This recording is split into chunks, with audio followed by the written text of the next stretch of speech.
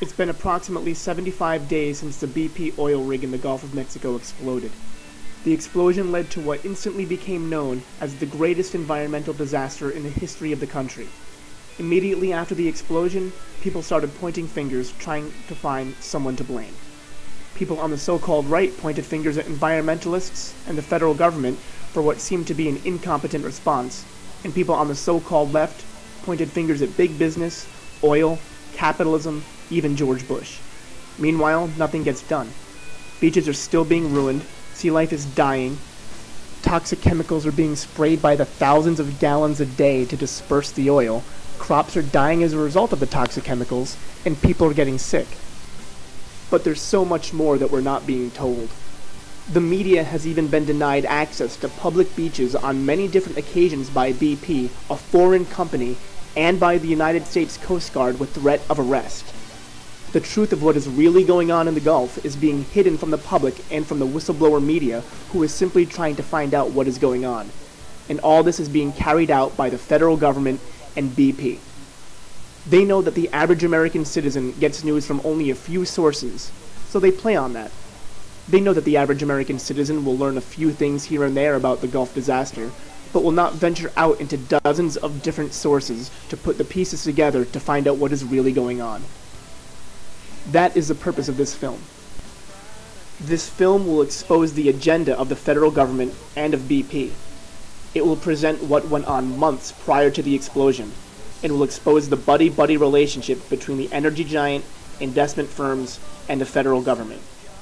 It will expose hidden agendas that the entities share, proving without a shadow of a doubt that the explosion was preventable, that people had foreknowledge, and that this disaster may have even been contrived to push through political agendas.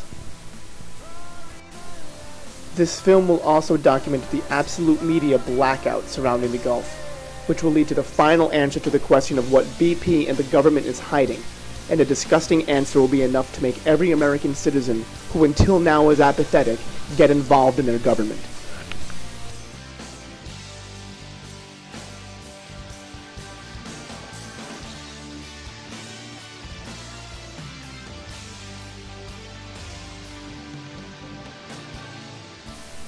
On April 20th, the Deepwater Horizon oil rig exploded, killing 11 workers and injuring 7.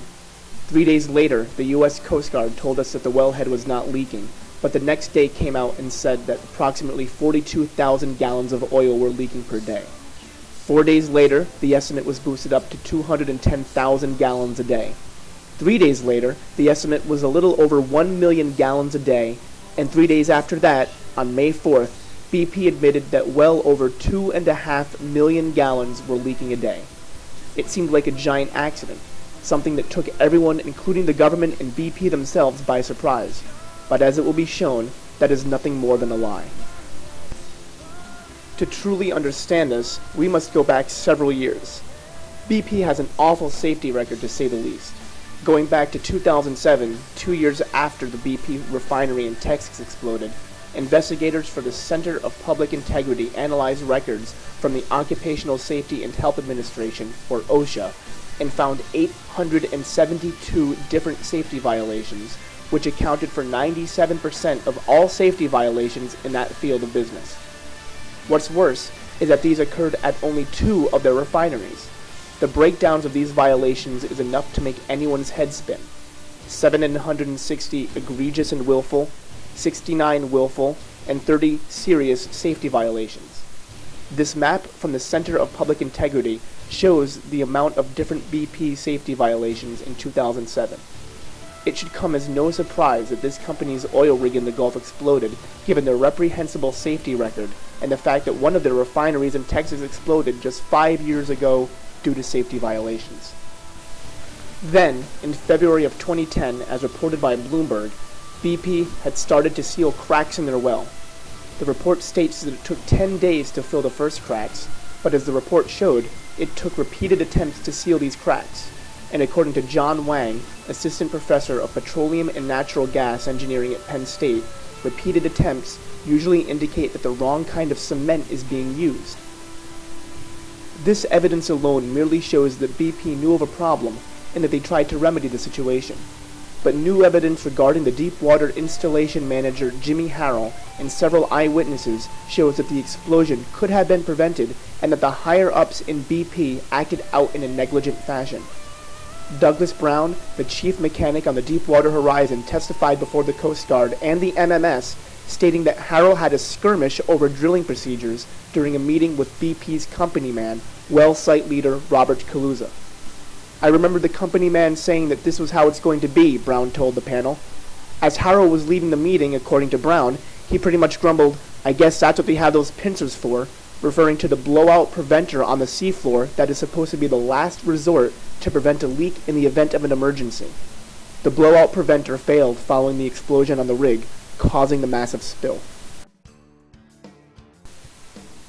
Massive amounts of shares in stock days before the explosion just add to the piles of evidence showing the people at the top had prior knowledge of something disastrous happening. The London Telegraph reported that just 1 month before the explosion, Tony Hayward sold 1/3 of his stock in BP.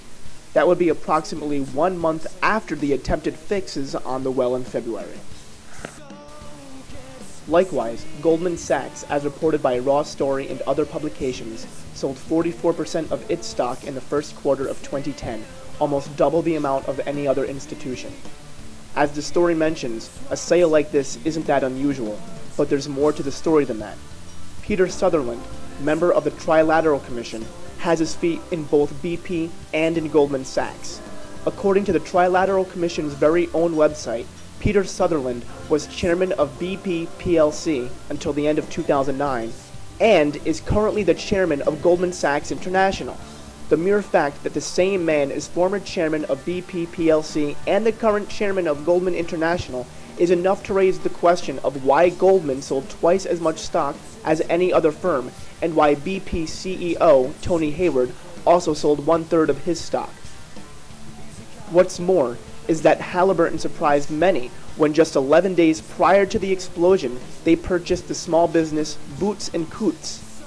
As Reuters pointed out, the business is a pressure control service for oil and gas wells.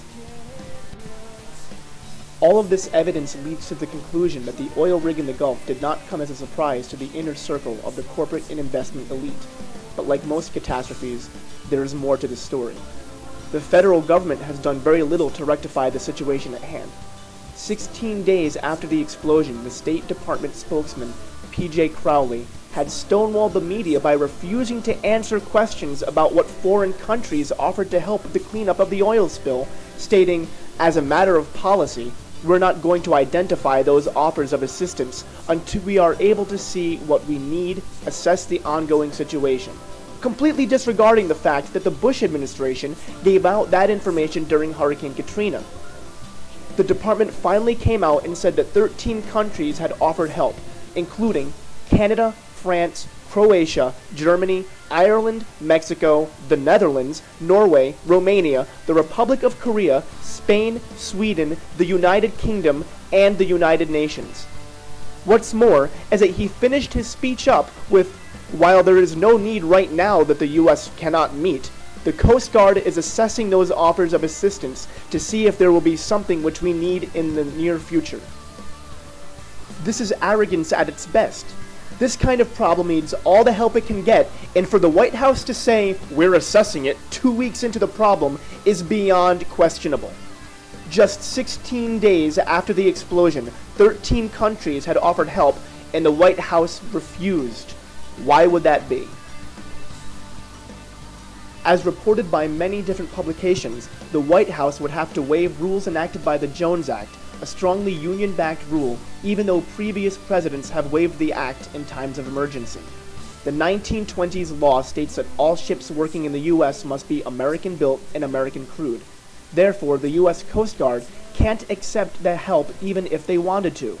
The U.S. Coast Guard is only allowed to take and use equipment from foreign countries. The actual vessels themselves, manned by foreign workers, is still against the law within 3 miles of the coast due to the Jones Act, and a situation like we are currently facing needs all of the help that is offered.